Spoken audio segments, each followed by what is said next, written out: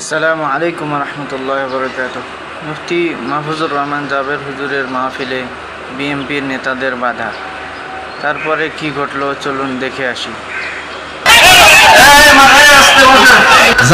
জামাত ইসলাম যদি স্বাধীনতা বিরোধী দল হয়, আপনারা জোট করেন নাই তাদের সাথে? চরমনাই পীর সাহেব যেটা বলছে, চরমনাই পীর সাহেব বলছে ইসলামের স্বার্থে। আমি কিন্তু ভয় করে এখানে আসি না কাউকে, আমার জীবন আল্লাহ দিছে, মরণ আল্লাহর হাতে, আমি কিন্তু কাউকে ভয় করি না। আসলে রাজনীতি জনগণের সেবার জন্য, মানুষের শান্তি শৃঙ্খলার জন্য, মানুষকে নিরাপত্তার জন্য রাজনীতি, ইনসাফ প্রতিষ্ঠা করার জন্য রাজনীতি, যেটা আমার নবী করে গেছেন, যেটা হযরত ওমর করে গেছেন, যেটা আবু বকর করে গেছেন, যেটা ওসমান করে গেছেন, যেটা খোলাফায়ে রাশেদা করেছেন, যেটা তাবেঈন আকাবিররাও করেছেন। ঠিক কিনা জোরে বলেন?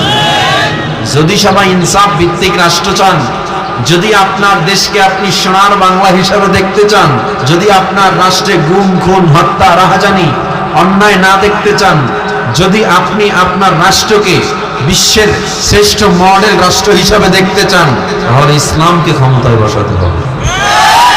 ঠিক কিনা জোরে বলেন?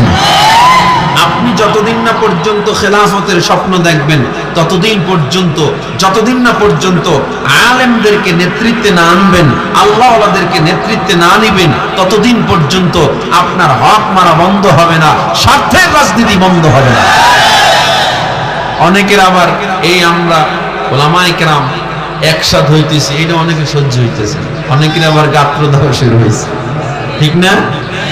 এখন আমাদেরকে একটু জবাব দেন, এই স্বাধীনতার পর থেকে এ পর্যন্ত তো আমরা এই 12টা নির্বাচন দেখলাম, কোন নির্বাচন এ পর্যন্ত কারচুপি, জালিয়াতি এবং অনিয়মের বাহিরে কোন নির্বাচন হয়নি। 73 নির্বাচন